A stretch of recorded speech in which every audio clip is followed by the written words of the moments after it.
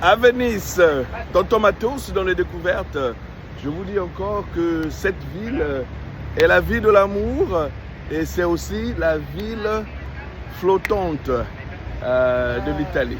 Pour venir à Venise, on va aller faire la belle vie. Voilà, ok.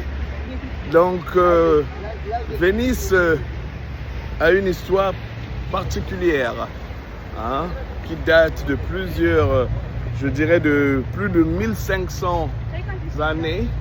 Venise a toujours été le siège, le refuge de plusieurs réfugiés. À l'époque, lorsque l'Empire romain fut déstabilisé, qu'est-ce qui se passe? Les gens se refugient et quittent le nord de l'Italie pour se réfugier précisément au nord-est. Certaines personnes du sud pouvaient aussi se réfugier ici à Venise. Et Venise a continué à demeurer un coin qui servait comme élément du commerce.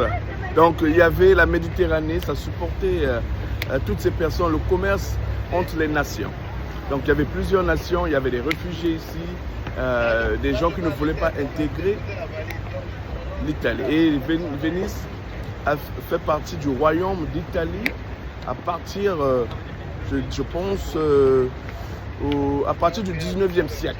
Et Venise est devenue un État de l'Italie. Allez, on fait comme ça, l'histoire est longue, hein.